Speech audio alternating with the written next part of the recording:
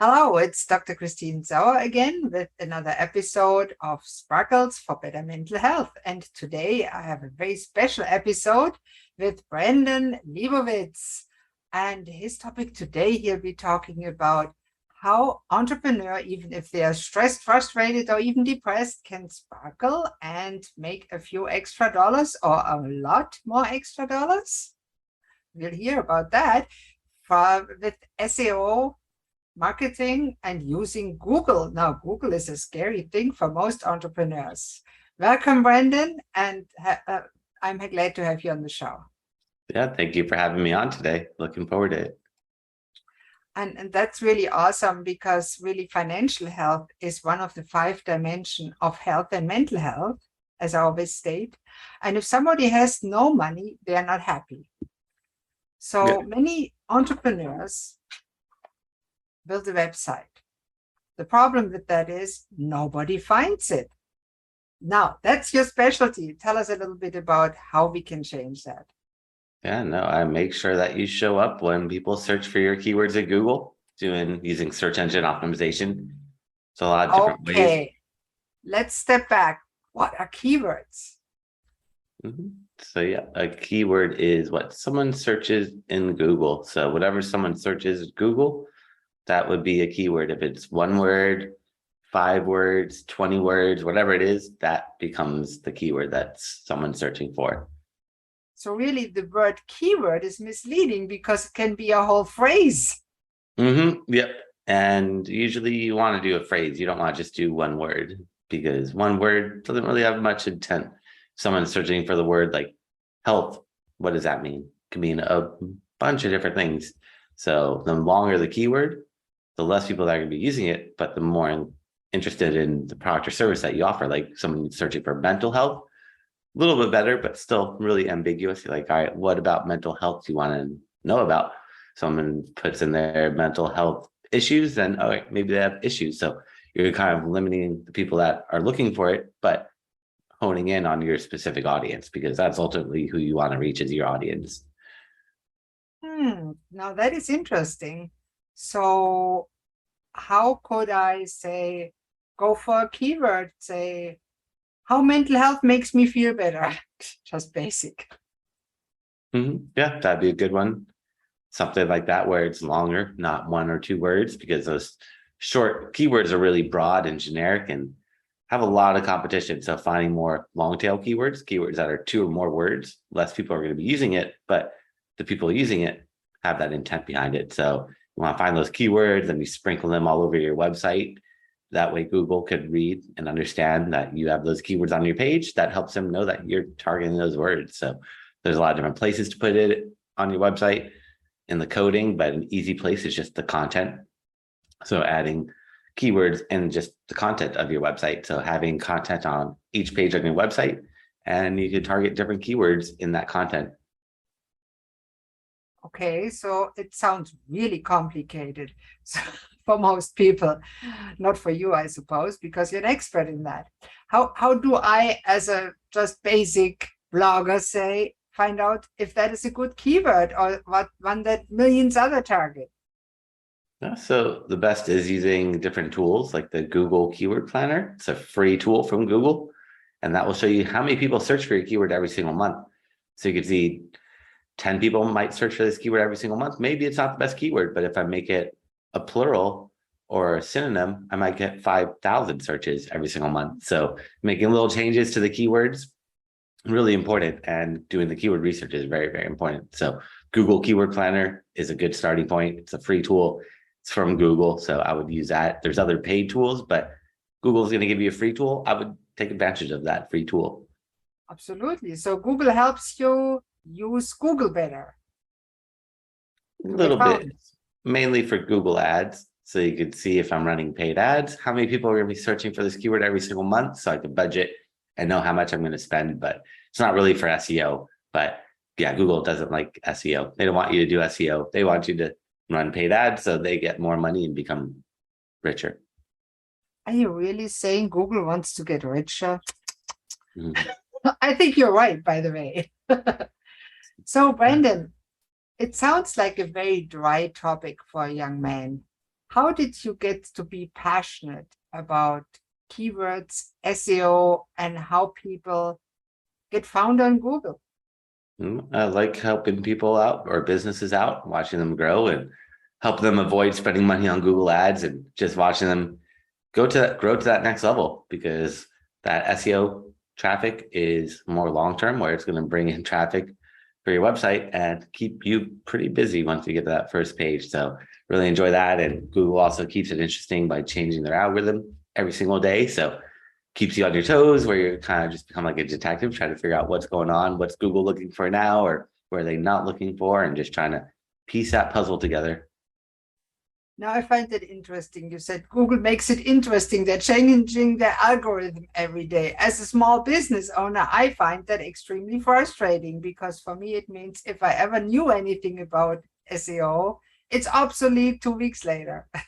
Yep, that's the frustrating part, is it changes, but mainly Google is just trying to clean up spam. So as long as you're not doing anything weird or shady, you don't really have to worry too much about those updates. But that's the main thing, is they're just really trying to clean up spam. Or sometimes they'll announce, like, if your website is not mobile friendly, we're not going to show you on mobile devices. Or if your website loads slow, we're not going to rank you as high. But other than that, most of the time it's really just cleaning up spam. And as long as you're not doing anything weird or shady or buying anything fake or stuff like that, then you don't really have to worry too much about it. Okay, that's good to know. Now, let me ask you, how does Google define spam?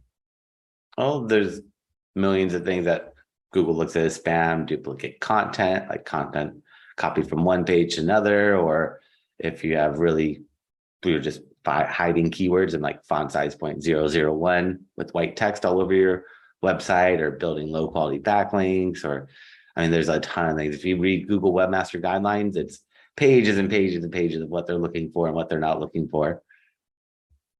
Now, I personally find it very complicated to move around with Google Analytics, Google Tag. Google has so many different apps that all somehow go together. How do you keep the overview, and how do they go together? Which is the most important to know for a small business owner or But you got to micro track. business owner? Yeah, you got to track everything. And Google Analytics is a free way to track your website traffic and see who's coming to your website, how long are they staying on my website for, what pages do they visit, what pages do they leave from. It shows you a wealth of information, and it's free. So you need Google Analytics. Otherwise, you're just going at it without knowing what's working and what's not working. And you have the data there to make statistically informed decisions on how to optimize your website, increase revenue, and really see what's working and what's not working. And that's a nice tool that Google gives out, and it's free. And I highly recommend that to everyone. Everything else is somewhat important, but Google Analytics is just the most important thing to track, see what's working, what's not working, because it's all there for free. What's the difference between Google Analytics and the Search Console? So Google Analytics shows you everything you want to know about your traffic, where it's coming from, what page they visit, all that stuff. But Google Search Console just shows you everything related to SEO. So what keywords you're ranking for, if you have any errors on your website, if your website loads slowly, if you've been penalized, they'll tell you all that stuff. So Google Search Console is for SEO data, which is also very important. But Google Analytics just shows you everything about your website traffic. Both I really highly recommend installing and using, because they're both free and they're from Google. But Google Analytics is just gives you so much data, and data is invaluable. You got to think how much data is worth. These companies want your data, and you're getting all this data for free from Google Analytics about your traffic that you could use to help optimize and make a better performing website. Wow. Now, some people might not know this, but Google owns YouTube or vice versa. So how does what I do on YouTube influence being found on Google, or does it? So when you search in Google, sometimes you'll see videos appear. If those videos appear in Google, usually it's going to be YouTube, because Google owns YouTube, and they're not going to really promote Vimeo or Facebook. So if you optimize videos really well, sometimes they'll show up in the Google search results, but the videos are not going to really make your website rank higher, but they do sometimes show in the search results. So if you optimize your videos, just like you optimize a website, putting keywords in the title, the description, the tags, all these different places, then YouTube could read that video and potentially show it in the Google search results to help get you more traffic that way. So you as an SEO expert could also help somebody get more traffic from YouTube, right? Yep, any traffic source from Yelp, anywhere, Amazon, there's always an algorithm and a way to rank higher on that platform and send signals. That way you start ranking higher and higher organically. So how do you know if you're ranking higher and higher and higher? You track everything, and using tools like Google Analytics will show you what traffic or how much traffic you're getting every single day. So you can see if you're getting more traffic.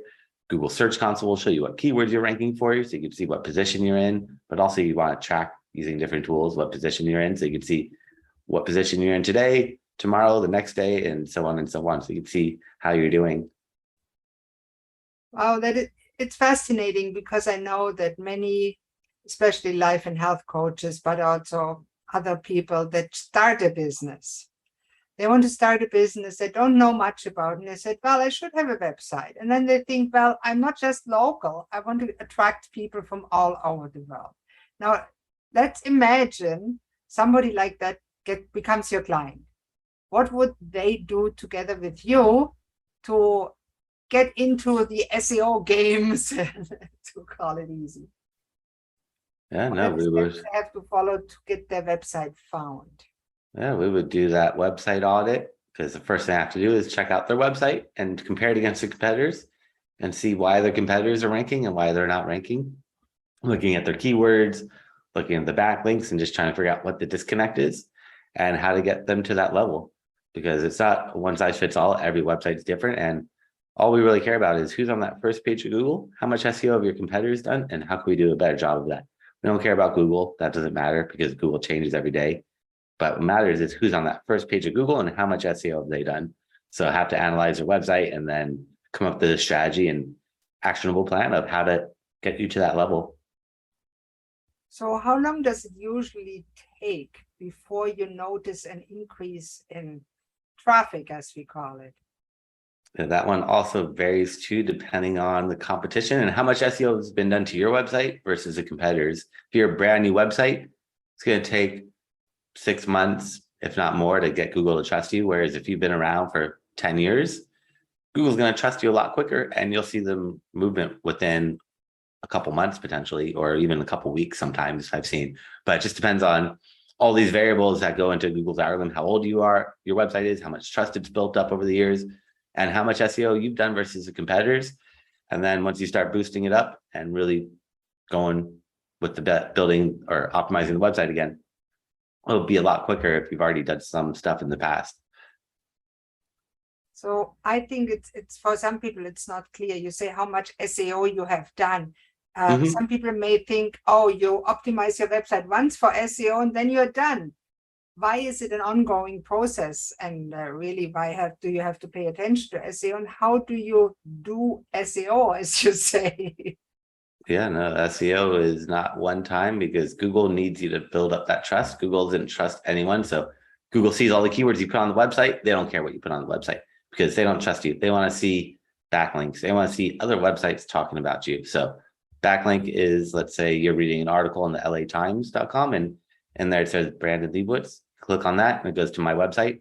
I'd be getting a backlink from the LAtimes.com. So the more websites that link to me, the more trust Google gives to me, and the higher they're going to rank me. So that's the part that never ends, is you need to be constantly building backlinks, and you got to see how many backlinks you have versus the competitors and how to fill that disconnect. And there's free tools, paid tools. You have to pay for them to see your backlinks or see anyone's backlinks, like Ahrefs or Moz or SEMrush are all paid tools. But you can put anyone's website in there and see all of their backlinks, and then one by one, you can see which backlinks look relevant and authoritative, and reach out to those sites and see if they would link back to you. You can just reach out to those sites and say, hey, I want to be linked back to too. Or how do you do that? They say, hey, who are you anyway? What do you want from us? Yep, that's how you'll look at each one and figure out, what did your competitor do? And how can I do what my competitor did? Because if my competitor is listed on that website, I could potentially be there as well. I just got to look at what they did. Did they do a sponsorship? Did they write an article? Was it a press release? Did they get a review done? Is it a directory like Yelp or Google Maps, or what is it? But you could see, spy on them, and take that strategy that's working for them and incorporate it into your own website. Because if they're on that first page of Google, it's more than likely because of those backlinks. It sounds like a lot of work. Yep, that's why it doesn't end, because you have to constantly build backlinks. And once you get to that first page of Google, there's only 10 spots. You're pushing someone off that first page of Google. They're not going to be happy about that. And they want to get back on that first page of Google. So they're going to build more backlinks. And they're going to look at your backlinks and see what backlinks you've built and try to outrank you. But if you don't have any competition, then you don't have to worry about that. If there's no competition, then you're not going to have to worry about maintaining the SEO, because there's no one trying to push you off that first page. But if you have competition, then you have to do some maintenance to keep those rankings. And that maintenance is those backlinks. So is that where the notion comes on that you should pick a niche if you ever want to rank on Google? Unless you're Google itself, of course, or some website like Healthline, who's always on top, or Wikipedia, classic examples of very high ranking websites.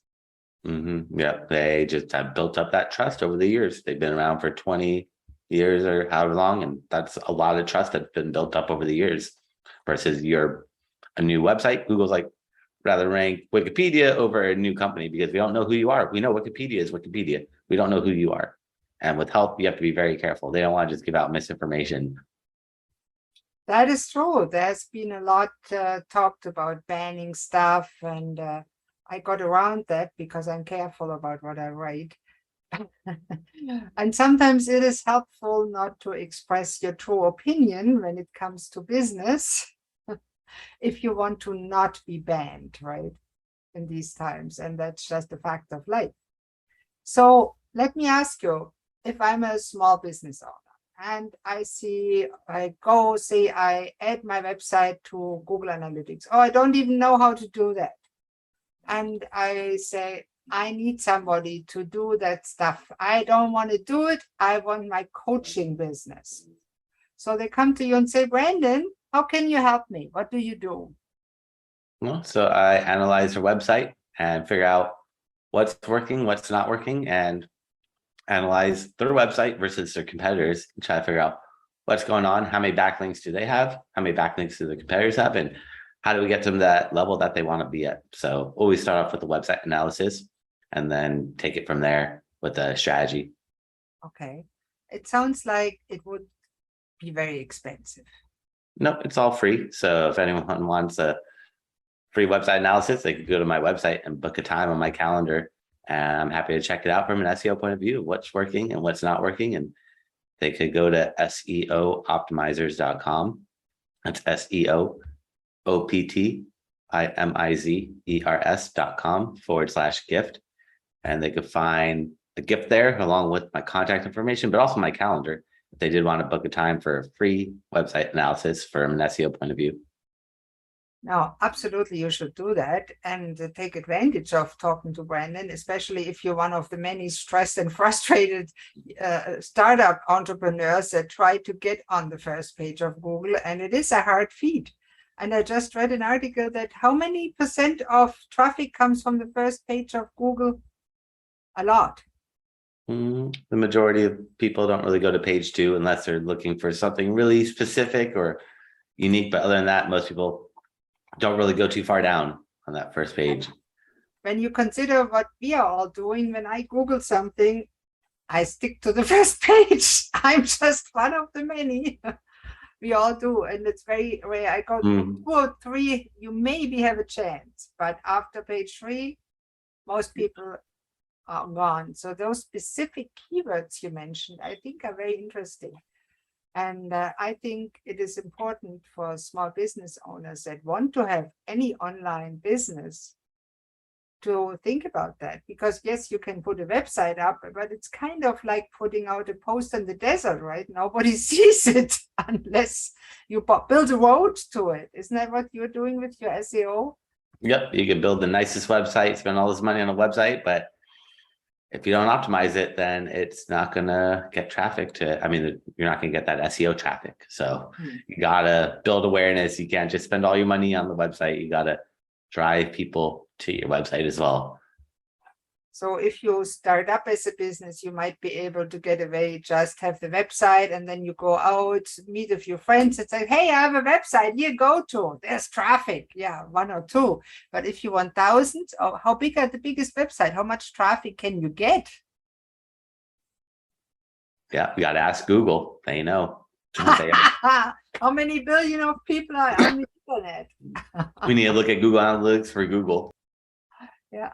I think Google itself has probably millions and billions of views, because you can see when you look for a certain keyword, I always say Google knows everything. You just Google for something, Google has all the answers, all 7,585,000 of it, but which ones are right for you? You can Google SEO, how to do SEO. You get about 10 million answers, I'm sure. But if you want to know what you need to do to grow your business, I think it's probably a better option to talk to somebody like Brandon.